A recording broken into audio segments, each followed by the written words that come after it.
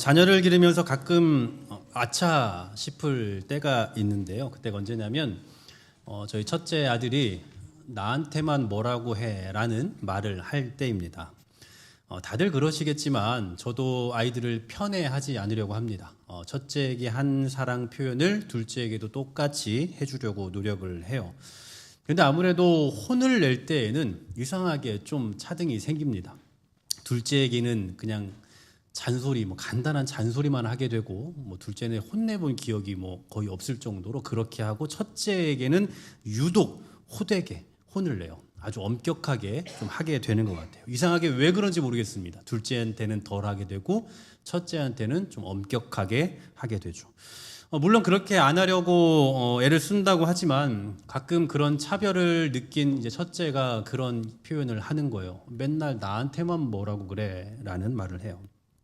그럼 왜 차별을 하지 않으려고 애를 쓰면서 혼낼 때만큼은 어김없이 첫째에게 엄격해지는 걸까요?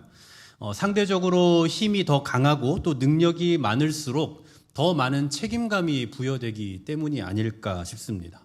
힘 있는 오빠와 힘 없는 동생이 싸웠다? 그럼 힘 있는 오빠가 참아야지라고 생각을 하는 거예요. 조금 더 많이 먹는 오빠와 덜 먹는 동생이 먹을 걸 가지고 싸우면 야, 동생이 먹어봐야 얼마나 먹는다고 그걸 양보 안 하냐라고 그렇게 생각을 하게 되는 거죠. 이처럼 힘 있는 사람과 힘 없는 사람이 부딪히면 힘 없는 사람보다 힘 있는 사람에게 조금 더 많은 책임이 부여되는 법입니다. 그런데 이게 어쩌면 힘이 있는 사람의 입장에서는 차별처럼 느껴질 수 있겠지만 사회 구조 안에서 보면 어쩌면 당연한 일이기도 합니다. 어제 저녁밥을 먹고 오늘 아침을 안 먹은 사람과 일주일째 아무것도 안 먹은 사람 중에 먹을 것 앞에서 누가 더 참을 힘이 있겠습니까? 당연히 어제 저녁까지 밥을 먹은 사람이 참을 힘이 더 있겠죠. 아니면 교회 안에서 어떤 일이 있었어요. 어려운 일이 발생했습니다. 그러면 그 일을 겪은 사람 중에 상처를 덜 받고 이겨낼 수 있는 사람은 오랫동안 교회를 다니면서 신앙생활 한 직분자겠습니까? 아니면 이제 갓 신앙생활 시작한 새 신자겠습니까? 당연히 전자죠.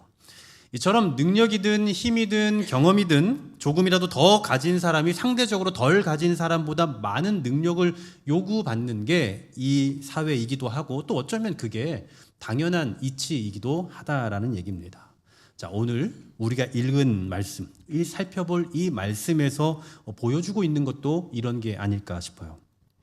오늘 우리가 읽은 이 15장, 앞장인 14장부터 그리고 우리가 읽은 이 본문 바로 뒤에 5장 13절까지에서 말씀하고 있는 게 뭐냐?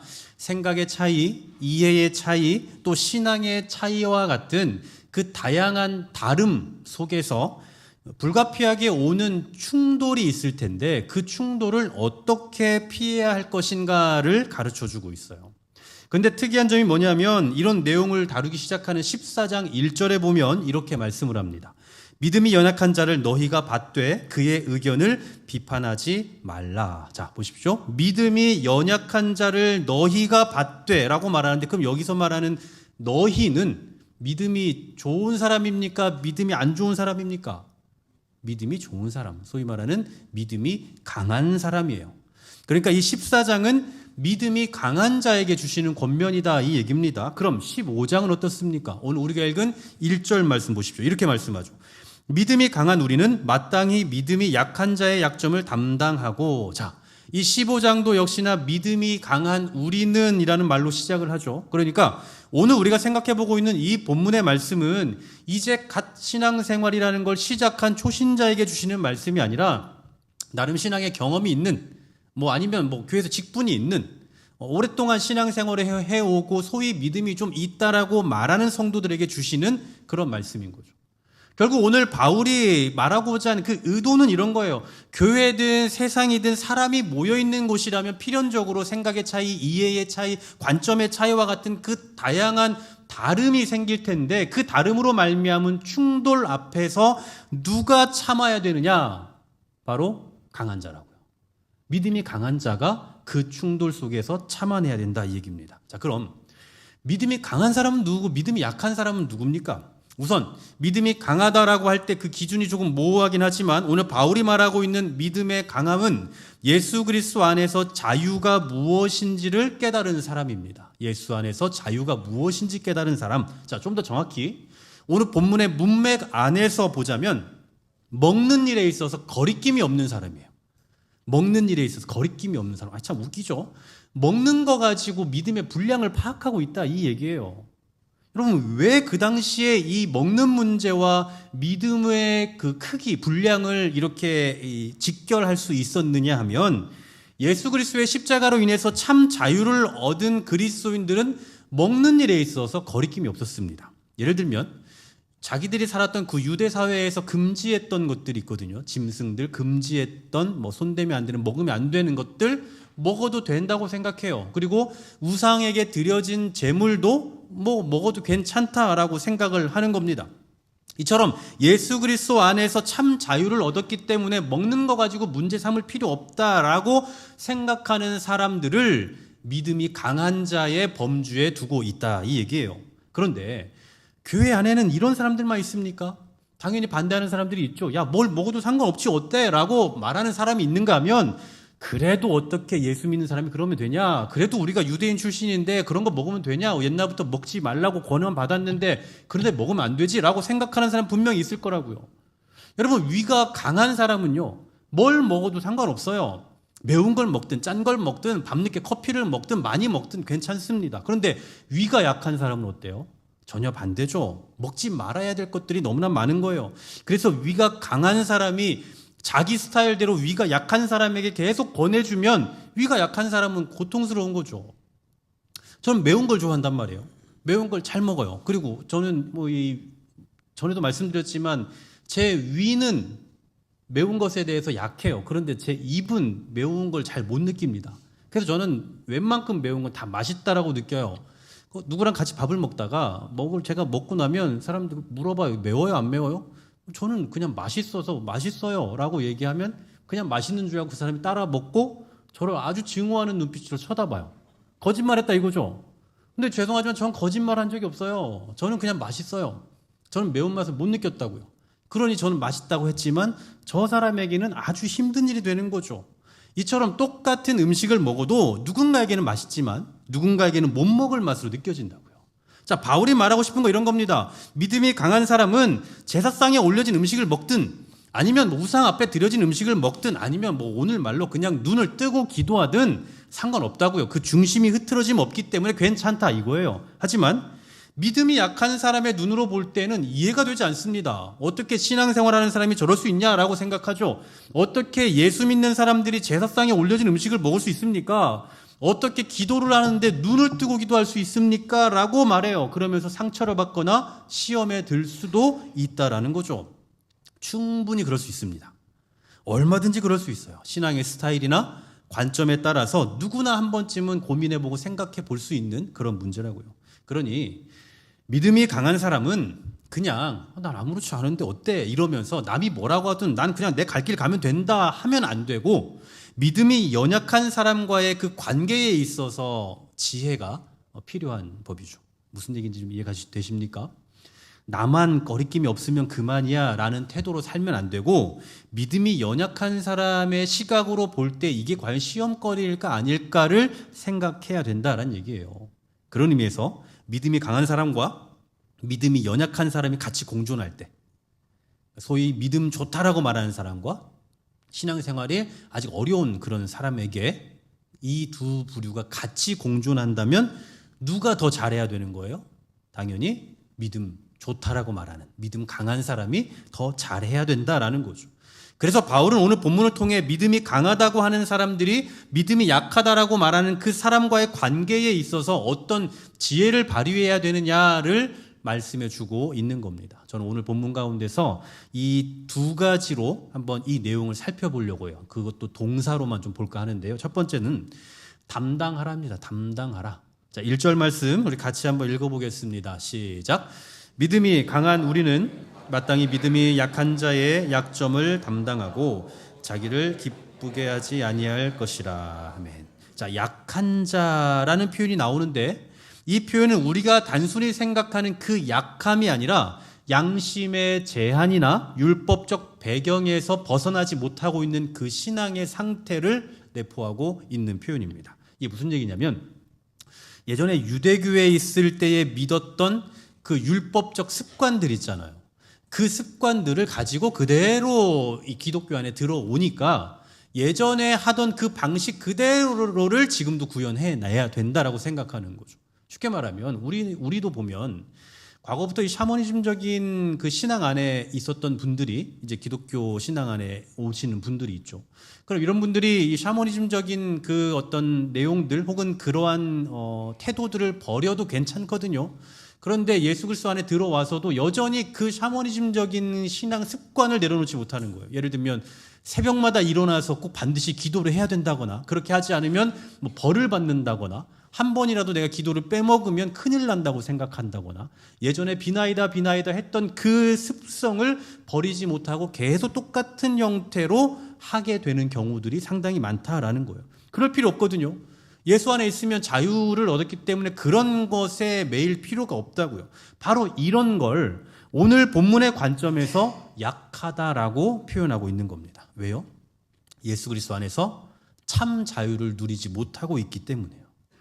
바울 시대에도 이런 사람들이 많았던 것 같습니다. 유대교회에서 또는 이방인 사회에서 기독교로 들어왔는데 예전에 따르던 습관, 관습, 규례 이런 거 있잖아요. 이런 걸 도무지 버리지 못하는 거예요. 그래서 예전에 믿었던 그 삶의 방식으로 사람들의 신앙의 모습을 보니 자꾸 의문이 생기는 겁니다. 야, 어떻게 아무리 예수를 믿으면 자유하다고 하지만 어떻게 우리가 과거부터 먹지 않았던, 먹으면 큰일 난다고 여겼던 그 음식들을 먹을 수 있느냐라고 따져 묻는 거예요.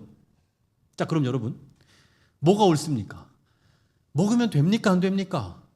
우상에게 드려진 음식 먹어도 됩니까? 안 됩니까?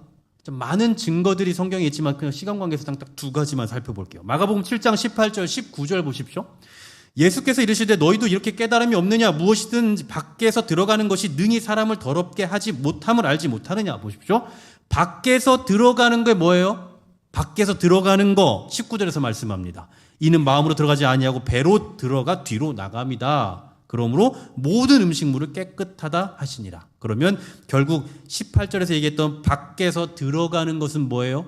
음식이죠. 어떤 음식도 능히 사람을 더럽게 할 수 없다고요. 자, 고린도전서 10장 25절 27절도 보시면 무릇 시장에서 파는 것은 양심을 위하여서 묻지 말고 먹으라. 자, 여러분 보십시오. 음식에 대한 규례가 있으면 오늘날도 알러지가 있는 분들은 밖에 나가서 아무거나 먹을 수가 없잖아요. 요즘에는 그래서 식당들이 이 어떤 그 알러지를 일으킬 수 있는 것들에 대한 표기를 많이 하고 있습니다만 아무거나 먹을 수 없어요. 여기에 호두가 들어갔습니까? 안 들어갔습니까? 여기에 생선이 들어갔습니까? 안 들어갔습니까? 뭐 이런 걸 물어가면서 먹어야 되잖아요. 마찬가지로 시장에 파는 음식이 있는데 그 음식이 순수 이 장사꾼이 만든 음식인지 아니면 우상에게 제물로 드려졌던 것을 지금 가지고 와서 파는 건지 어떻게 알아요? 모르니까 먹을 수가 없는 겁니다. 그런데 오늘 뭐라고 말씀해요? 26절에 55절에서 시장에서 파는 것은 양심을 위하여 그냥 묻지 말고 먹어라. 왜냐? 이는 땅과 거기 충만한 것이 주의 것입니다. 27절 불신자 중 누가 너희를 정할 때에 너희가 가고자 하거든 너희 앞에 차려놓은 것이 무엇이든지 양심을 위하여 묻지 말고 먹으라. 자, 보십시오. 이 외에도 여러 번 성경에서 먹는 문제에 대해서 말씀을 하고 있는데 하나같이 뭐라고 얘기하냐면 먹는 것 가지고 정죄하지 말아라. 먹는 것 가지고 정죄 받지 말라 이 얘기예요. 그러니까 신앙인은 우상에게 드려진 음식을 먹는 일에 있어서도 거리낌을 느낄 필요가 없다고요. 제사에 드려졌던 음식을 먹어도 괜찮고 또 레위기 11장에 보면 정결에 대한 규례, 먹으면 되는 것, 먹지 말아야 될 것이 분명하게 나오거든요. 그것 중에 먹어도 괜찮다 이 말입니다. 그럼 오늘부터 술도 먹어도 되나요? 라고 질문하시면 골치 아파요. 지금 그 얘기하고 있는 거 아니에요. 뭐든지 다 먹으세요. 이런 얘기가 아닙니다. 음식에 대해서 정결하냐 부정하냐 이걸 우리가 따질 필요가 이제 더 이상 없어졌다 그 얘기예요. 그런데 이런 얘기는 그냥 원론적인 얘기고요. 아무리 그렇다 하더라도 누군가는 믿음이 연약한 사람은 즉 예수 그리스도 안에서 누리는 자유에 있어서 스스로 제약을 가진 성도들 같으면 이해를 못하는 거죠. 그럴 수 없다고 생각해요. 어떻게 그럴 수 있냐라고 생각합니다. 자, 그럼 어떻게 해야 되느냐? 다시 한번 1절 보십시오. 1절 같이 한번 읽습니다. 시작. 믿음이 강한 우리는 마땅히 믿음이 약한 자의 약점을 담당하고 자기를 기쁘게 하지 아니할 것이라. 아멘. 자, 보십시오. 약한 자의 약점을 담당하래요. 담당하라. 여러분, 담당하라는 표현이 약간 좀 모호하죠. 여기서 담당하다라는 이 단어가 쓰인 헬라어를 보니까 신약 성경에 몇 번 등장하는데 이와 똑같은 단어를 쓰고 있는, 그런데 똑같은 헬라어지만 우리말로는 또 다르게 번역된 것들이 있어요. 하나가 보면 로마서 11장 18절 보면 뿌리를 보전하다라고 돼 있어요. 보전하다. 여기서 보전하다라는 이 단어와 방금 우리가 읽은 이 1절의 담당하다와 같은 헬라어 단어가 쓰이고 있다고요. 그러니까 담당한다라는 말은 다른 말로 하면 연약한 자의 단점을 온전하게 보호해주고 유지해줘야 된다, 이 얘기라는 거죠. 또 갈라디아서 6장 2절도 보면 너희가 서로 짐을 지다라고 얘기해요. 서로 짐을 지라. 근데 여기서 지다라는 이 단어가 또 우리 방금 봤던 담당하다와 똑같은 단어가 쓰이고 있어요. 여러분, 짐을 져준다. 무슨 얘기입니까? 약한 사람의 짐이 있으면 그 짐 같이 지어준다고요. 나는 강하고 너는 약해. 너는 그냥 약한 사람이야 라고 규정하는 것이 아니라 그의 약함을 내가 같이 져주는 것. 이게 바로 담당한다라는 의미라고요. 또 요한계시록 2장 3절에도 보면 이번엔 참는다는 표현이 나오거든요. 참는다. 여러분, 참는다라는 게 뭡니까? 기다린다는 거잖아요. 인내한다는 거잖아요. 근데 이 참는다라는 표현이 방금 우리가 읽었던 이 1절에서 말씀에 담당하다와 똑같은 단어가 쓰인다고요. 그러니까 이 담당한다라는 말은 연약한 자의 단점을 보며 약점을 보며 막 뭐라고 지적하는 게 아니라 참아주는 거, 인내해주는 걸, 기다려주는 거라고요.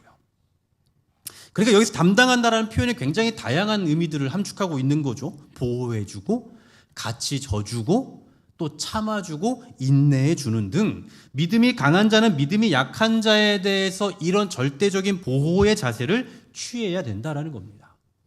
여러분, 팔이 부러지면은요, 팔이 부러지면 어떻게 합니까? 팔이 부러지면 목에 걸어요. 사진 한번 보시죠. 제가 깁스했을 때가 아니고요, AI가 만들어준 거예요. 어떻게 저렇게 똑같이 만드나 참 신기한데. 여러분, 팔이 아프면 팔 깁스를 하면 목에다 걸어요. 보세요, 여러분. 우리 육신 가운데 가장 고생하는 데가 목인 거 아십니까? 왜냐하면 통을 늘 달고 다니잖아요. 통이라고 하면 안 되죠. 머리를 늘 달고 다니잖아요. 이 무거운 머리를 늘 달고 다니는 이 목은 얼마나 피곤합니까? 너무 힘들어요. 근데 그 피곤함 가운데서도 팔이 다쳤다고 하면 팔 뜯어내는 게 아니라 이 팔의 약함을 목이 또 져주는 거예요. 가뜩이나 힘든데, 가뜩이나 머리를 이고 다니느라 목이 아픈데 또 거기에다 팔까지 짐을 같이 져줍니다. 마찬가지예요. 뭐 믿음이 강한 사람은 어려움이 없습니까? 여러분, 교회에서 직분자들 뭐 믿음이 강하다고 하는 분들은 어려움도 없고 시험도 없고 그냥 늘 룰루랄랍니까? 절대 그렇지 않아요. 우리 목이 늘 무거운 머리를 달고 있는 것처럼 성숙한 신앙인들도 늘 언제나 고민과 고통과 어려움을 안고 산다고요. 그런데 아무리 무거워도, 머리가 아무리 무거워도 팔이 부러지면 그것을 다시 매주는 목처럼 아무리 어려워도, 아무리 짐이 많아도, 아무리 교회 안에서 짊어져야 될 그 사명이 많아도 연약한 자의 약점이 보이면 그 사람의 약점을 또 다시 그것까지도 같이 담당해 주는 거예요. 왠 줄 아십니까? 그러라고 우리에게 믿음을 주신 거거든요. 그러라고 우리에게 직분도 주셨고, 그러라고 우리를 강하게 해주셨다라는 거예요. 여러분, 오늘 이 말씀은 믿음이 강한 자에게 주신 말씀이라는 거 잊으시면 안 됩니다. 하나님께서 우리를 강하게 하신 이유, 우리를 믿음을 강하게 하시고 우리에게 직분을 주신 이유는 다 있는 거예요. 강한 자로서, 남보다 더 많은 능력을 가진 자로서 연약한 자의 약점을 담당해 주는 것을 사명으로 알고 약한 자와 함께 걸을 줄 아는 우리 한길교회 될 수 있기를 주의 이름으로 간절히 소망합니다. 두 번째로는요, 받으랍니다. 받으라. 첫 번째는 담당하라. 두 번째는 받으라. 7절 보십시오. 7절 같이 한번 읽습니다. 시작. 그러므로 그리스도께서 우리를 받아 하나님께 영광을 돌리심과 같이 너희도 서로 받으라. 아멘. 앞서 14장 1절에도 보면 믿음이 연약한 자를 너희가 받으라고 말씀하면서 그 이유를 하나님이 그를 받으셨기 때문이다라고 말하거든요. 쉽게 말하면 하나님이 너를 받아주셨는데 네가 뭐라고 남을 판단하고 비판하냐, 이 말이에요. 근데 오늘 본문도 똑같은 맥락으로 말씀하죠. 너희도 서로 받으라. 왜요? 그리스도께서 우리를 받아 하나님께 영광을 돌리심과 같이. 즉 그리스도께서 먼저 너무나도 연약한 저와 여러분을, 우리를 받아주셨기 때문이에요. 여기서 받는다라는 표현은요, 단순히 어떤 형식적인 환영 아니면 그 일반적인 의미에서 수용 이런 것이 아니고 상대를 그냥 있는 그대로, 상대의 모습 있는 그대로를 인정하고 관계 안으로 받아들이는 그 깊은 행위의 표현입니다. 다시 말해서 그리스도께서 죄인인 우리를 그냥 형식적으로 아이고 어쩔 수 없지 하고 받아주신 게 아니라 우리가 어떤 존재인지를 다 아시면서 우리의 그 모습 그대로를 관계 안으로 받아주신 거라고요. 여러분, 우리가 특밤 때도 로마서 앞부분을 쭉쭉 살펴봤습니다만 성경은 한결같이 인간의 무능함을 주장해요. 인간은 무능력하다, 아무것도 할 수 없는 존재다라고 얘기해요. 복음, 구원, 칭의 이런 것들 그 어떤 부분에 있어서도 우리 인간의 의지와 자격은 조금도 동력이 될 수 없어요. 단 0.1%도 동력이 될 수 없다고요. 오죽하면 성경은 우리가 죄인 되었을 때, 우리가 연약할 때에, 우리가 원수 되었을 때에 우리를 구원하셨다라고 그렇게 말씀하겠습니까? 여러분, 이보다 더 큰 사랑이 어디 있어요? 이보다 더 완벽한 용납이 어디 있습니까? 뭐 솔직히 우리도 용납이라는 걸 하죠. 우리도 용서라는 걸 한다고요. 여러분 용서 많이 해보셨잖아요. 근데 우리는 어떨 때 용서하죠? 나한테 실수하고 나한테 잘못한 저 상대방이 나한테 미안하다라는 제스처를 하거나 아니면 나한테 뭔가 사과를 요청할 만한 의지가 보일 때에 내가 용서를 하지, 나한테 큰 잘못을 해놓고는 아무렇지 않게 떳떳하게 살아가면 그 모습 꼴 보기 싫어서라도 절대 용서하지 않아요. 우리의 용서는 그렇다고요. 우리도 용서라는 걸 하지만 우리의 용서는 전혀 달라요, 예수님과. 그런데 예수님은 어떻다고요?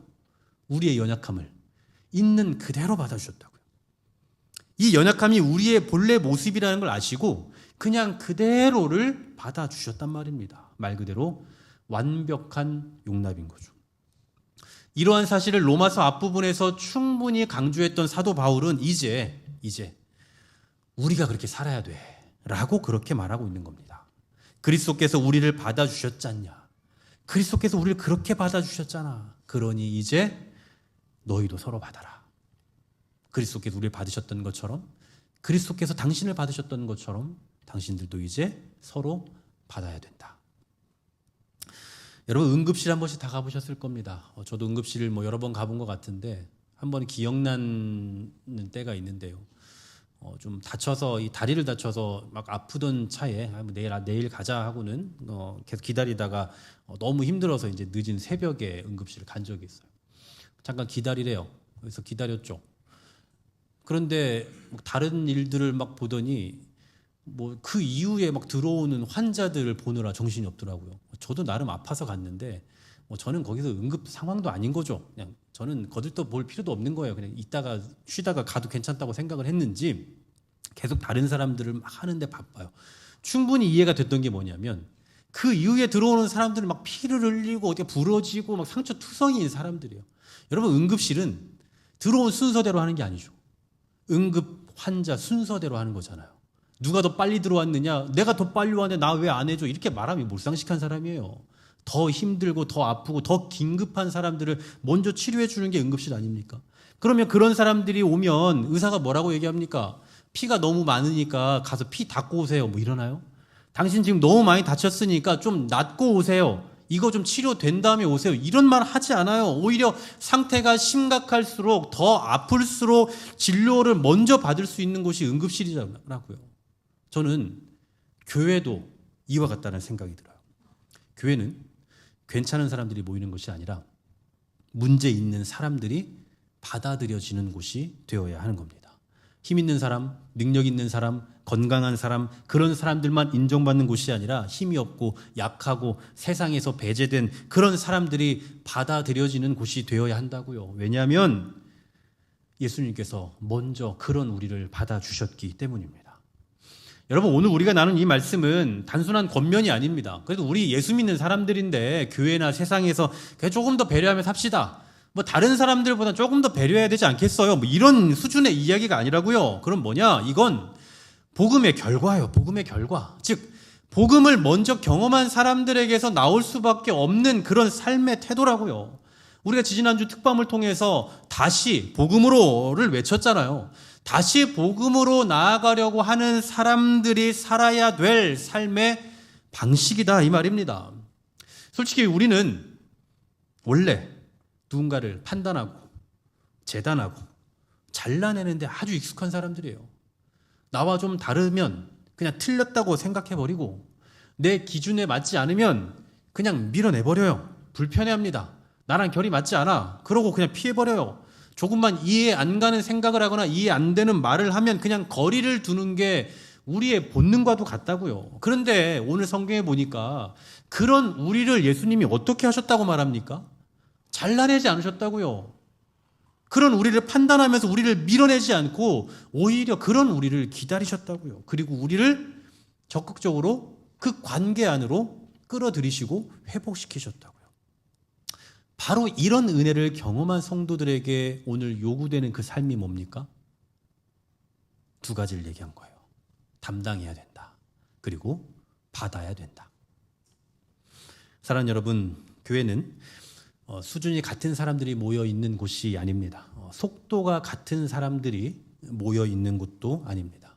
교회는 누군가는 끌어주고 누군가는 붙잡아주고 누군가는 대신 져주면서 서로 같이 가는 곳이에요.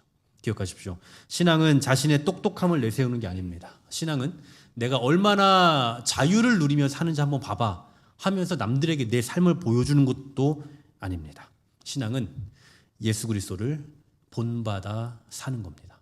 신앙은 예수 그리스도의 생각을 갖고 살고 예수 그리스도의 마음을 갖고 사는 겁니다. 그리고 그렇게 좀 살아보려고 예수님이 나에게 먼저 하셨던 것처럼 나도 좀 그렇게 살아봐야지 하면서 그렇게 몸부림치고 발버둥 치는 게 그게 바로 신앙 생활입니다. 그래서 신앙인은 예수님께서 먼저 우리에게 그렇게 해주셨던 것처럼 연약한 자들을 담당해주고 연약한 자들을 받아주기 위해 몸부림쳐야 한다라는 사실입니다. 이게 바로 우리가 그렇게 외쳤던 그리고 그렇게 외치고 있는 다시 복음으로 나아가는 첫 걸음이라는 거 잊지 마시고 복음을 들은 사람에서 그치지 말고 복음을 살아내는 사람으로 존재하는 저와 여러분 되기를 주의 이름으로 간절히 소망합니다.